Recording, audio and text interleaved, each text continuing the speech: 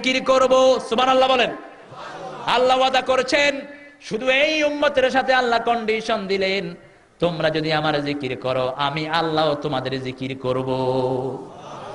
দুনিয়ার কোন উম্মতকে এত বড় মর্যাদা আল্লাহ দেন নাই, কারণ এই উম্মত সবার শেষে এসেছে, আবার জান্নাতে যাবে সবার আগে। সুবহানাল্লাহ বলেন। এই উম্মতের হায়াত কম কিন্তু ফজিলত সবচেয়ে বেশি। এই উম্মতের সাইজ ছোট কিন্তু এই উম্মতের কাজগুলো হলো সবচেয়ে বড়। এই উম্মতকে আল্লাহ রাব্বুল আলামিন এত ভালোবাসেন, আল্লাহ বলছেন তোমরা যদি আমাকে জিকির করো আমি তোমার জিকির করব। তোমরা যদি আমাকে জিকির করো আমি জিকির করে করে তোমাদের গুনাহগুলো মাফ করে দেব। আমরা বললাম আল্লাহ জিকির করলে কি হবে? আল্লাহ বলছেন ওয়াশকুরুলি ওয়ালা তাকফুরুন, জিকির করলে আমার শুকরিয়া আদায় হবে। হাদিসে কুদসির মধ্যে আল্লাহ বলছেন মান যাকারানি শাকারানি ওয়া মান নাসিয়ানি কাফারানি, যে আমাকে স্মরণ করলো সে আমার শুকরিয়া আদায় করলো, আর যে আমাকে ভুলে থাকলো সেই আমার সাথে কুফরি করলো। আবার আল্লাহ রাব্বুল আলামিন বলে দিয়েছেন গোলাম যখন কখনো যদি ভুলে যাও উযকুরুল্লাহ ইযা নাসিত, যদি ভুলে যাও যখনই মনে হলো আমার জিকির করো, জিকির করলে ওই ভুলা সময়টি আমি জিকিরের মধ্যে লিখে দেব। আমরা বললাম আল্লাহ জিকির কি নামাজে বেশি করব না নামাজের বাহিরে বেশি করব? বলেন তো কোথায় বেশি বলেন? এই নামাজের জিকির বেশি না কম? নামাজের বাহিরে বেশি না কম? নামাজ তার নামই জিকির, নামাজ তার নাম কি?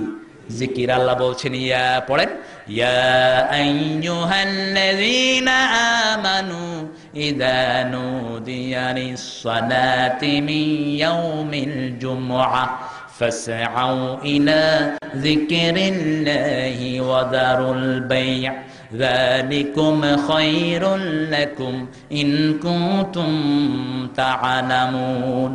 ও মুমিনেরা আমরা কি সন্দেহ আসেনি? আমরা কি সারা দুনিয়ার মুমিন? আমরা এক দল, ঠিক কিনা বলেন? সারা দুনিয়ার সব মুমিনের স্লোগান হলো একটা। স্লোগান কয়টা? লা ইলাহা ইল্লাল্লাহু মুহাম্মাদুর রাসূলুল্লাহ সাল্লাল্লাহু। মুমিনদেরকে আল্লাহ ডেকে বলেছেন ইয়া আইয়ুহাল্লাযীনা আমানু, যখন জুমার দিন তোমাদেরকে ডাকা হয় নামাজের জন্য। কিসের জন্য?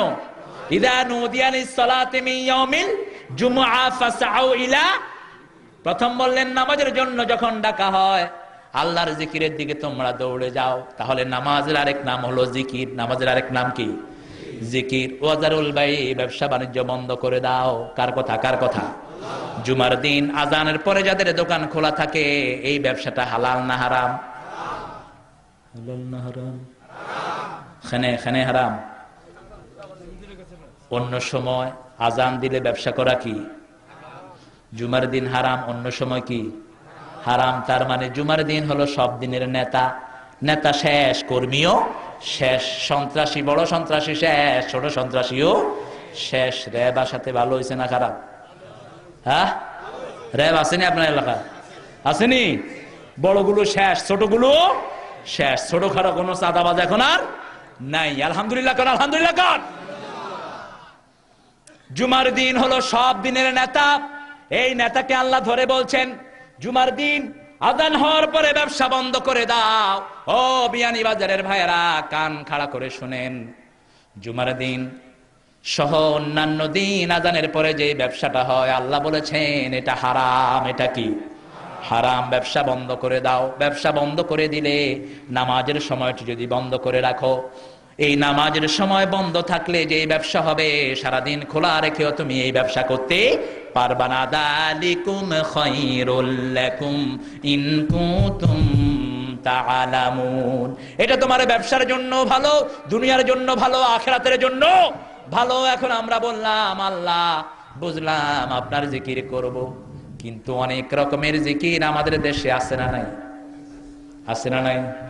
এক মসজিদে আমি রাতে এশার নামাজ পড়ে গেলাম ঢাকাতে, তো দেখলাম বাতিগুলো বন্ধ, দরজাগুলো খোলা, ভিতর থেকে আওয়াজ আসছে। আমি চিন্তা করলাম যে শিয়াল ঢুকলো কিনা মসজিদে, গিয়ে বাতি জ্বালালাম, গিয়ে দেখি যে 15-20 জন বসে এই করতেছে। বললাম আপনারা কি করছেন? আমাকে বলছে মানে বাতিটা বন্ধ করে দেন। আমি বললাম বললাম এটা কি করছেন? কয় হুজুর জিকির করছি। আমি বললাম হা হু এরকম কোন জিকির ইসলামে নাই, এরকম কোন জিকির ইসলামে নাই। আরেক জায়গায় গিয়ে দেখলাম আছে না, কথা বলেন না কেন? আরেক জায়গায় দেখলাম উপরে উঠায়া ধাক্কা মারতেছে। বললাম কি করেন? কয় যে হুজুর ওই যে ইল্লাল্লাহ দিয়া কলিজা পরিষ্কার করি। মানে এরকম জোরে ঠেলা লাগলে তো কলিজা ছিঁড়ে পড়ে যেতে পারে, পরিষ্কার তো হবে পরে, কিন্তু আগে তো কলিজা ছিঁড়েই যেতে পারে। ওই যে লিভার ব্রাদার্স কোম্পানি এই শয়তানগুলো একটা শ্যাম্পু বের করেছে অল ক্লিয়ার। কি নাম? All clear. এটা যদি আপনি মাস 3 ব্যবহার করেন মাথার চুল সব পড়ে যাবে। অর্থাৎ আপনি খুশকি পরিষ্কারের জন্য এটা ব্যবহার করবেন, কিছুদিন পরে মাথার চুলও থাকবে না, তো খুশকি থাকবে কই? অল ক্লিয়ার করে ফেলবে জিকিরের জন্য। সেজন্য আমরা জিজ্ঞেস করলাম আল্লাহ জিকিরের পরিচয়টাও আপনি দিয়ে দেন। এবার আল্লাহ বলছেন শুনো আসল জিকিরের কথা শুনো। ইন্না নাহানু নাযালনাল যিকরা ওয়া ইন্না লাহু লাহাফিযিন। এই কোরআনকে আমি সারা দুনিয়ার মানুষের জন্য জিকির হিসেবে নাজিল করেছি। এই জিকিরকে হেফাজতের দায়িত্ব আমি আল্লাহ গ্রহণ করলাম। সুবহানাল্লাহ বলেন।